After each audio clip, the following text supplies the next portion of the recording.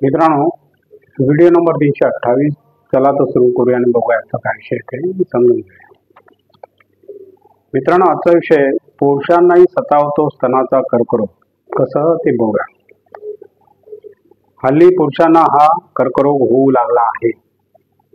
डॉक्टरांच्या म्हणण्यानुसार दूषित अन्न, हार्मोन्स इंजेक्शनद्वारे पिकणाऱ्या भाज्या यामुळे ही वेगळीच समस्या निर्माण होत आहे.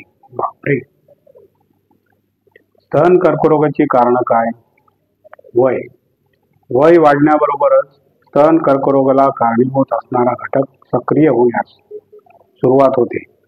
कारण वयाबरोबर शरीर शिथिल होतं. 1000 पुरुषांपैकी एक पुरुष आयुष्यभर डेंजर झोन मध्ये असतो. 1000 पुरुषांपैकी एक पुरुष आयुष्यभर डेंजर झोन मध्ये असतो. हा आजार वयाच्या 40 ते 60च्या दरम्यान होतो. पुढे बघूया मित्रांनो. लठ्ठपणा हे सुद्धा पुरुषांना स्तनाचा कर्करोग होण्याचे महत्त्वाचे कारण आहे. लठ्ठपणामुळे शरीरात फॅट सेलची संख्या वाढते, जी कालांतराने ट्यूमरला कारणीभूत ठरते. अनुवंशिकता स्तनाचा कर्करोग अनुवंशिक सुद्धा आहे. जर तुमच्या कुटुंबात या आजाराने कोणी ग्रस्त असेल तर घरातील अन्य सदस्यांना स्तनाचा कर्करोग होण्याची शक्यता वाढते. म्हणूनच जर घरात कोणाला स्तनाचा कर्करोग असेल तर सजग राहायला हवे. यकृताचे आजार. ज्या पुरुषांना यकृता संबंधी आजार असतात त्यांना स्तनाचा कर्करोग होण्याची शक्यता अधिक असते. जर कोणताही पुरुष BRCA1 किंवा BRCA2 चा वाहक असेल अथवा क्लीन शेल्टर सिंड्रोमने ग्रस्त असेल तर त्याला स्तनाचा कर्करोग होऊ शकतो. रेडिएशन. छातीजवळ रेडिएशन थेरपी करणाऱ्या पुरुषाला स्तनाचा कर्करोग होऊ शकतो.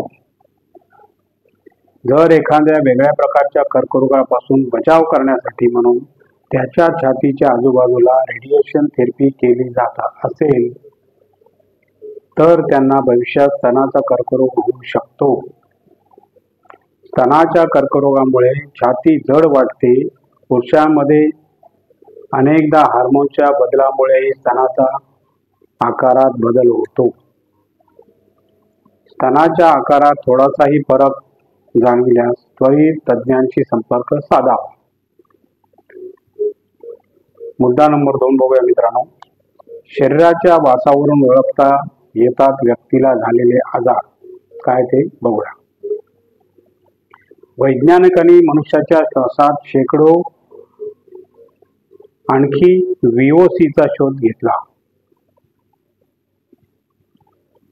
मनुष्याच्या शरीरातून दर सेकंदाला शेकडो प्रकारची केमिकल्स हवेत उत्सर्जित होत असतात. प्रत्येक व्यक्तीच्या शरीराचा एक वेगळा वास आणि गंध असतो. आजारी व्यक्तीच्या शरीराचा वेगळा वास असतो आणि निरोगी व्यक्तीच्या शरीराचा वास वेगळा असतो.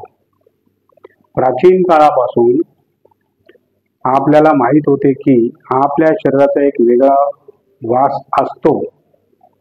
तथापि आजच्या काळात ब्लड टेस्टवर डॉक्टर आणि पेशंटचा जास्त विश्वास असतो.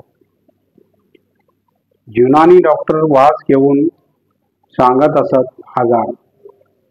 प्राचीन युनानी वैद्यकीय डॉक्टर आजाराच्या निदानासाठी वासाचा उपयोग करीत असत. तुमच्या श्वासाचा एक नमुना घेऊन ते सांगू शकत असत की तुमचे लिव्हर खराब झाले आहे. जर एखाद्या व्यक्तीच्या श्वासातील हवेत गोड किंवा फळांचा वास येत असेल तर ते डॉक्टरांचा निष्कर्ष असे, पचनक्रियेत साखरेचे पचन होत नाही आणि त्या व्यक्तीला मधुमेह आहे. बापरे. विज्ञानाने सिद्ध केले आहे की प्राचीन युनानी बरोबर होते. Very good.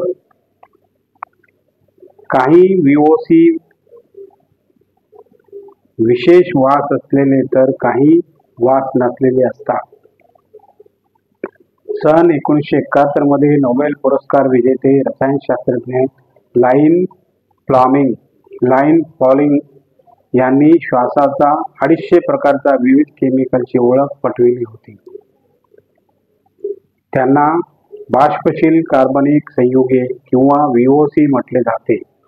या शोधानंतर इतर वैज्ञानिकांनी मनुष्याच्या श्वासात शेकडो आणखी VOCचा शोध घेतला. त्याच्यापैकी काही VOC मध्ये विशेष प्रकारचा वास असतो तर काही वासहीन असतात. अशा प्रकारे मित्रांनो, आजचा आपला व्हिडिओ संपलेला आहे. आणि तुम्हाला जर माझा व्हिडिओ आवडला तर लाईक करा, शेअर करा, सबस्क्राईब करा आणि कमेंट जरूर करा. नमस्कार. जय हिंद.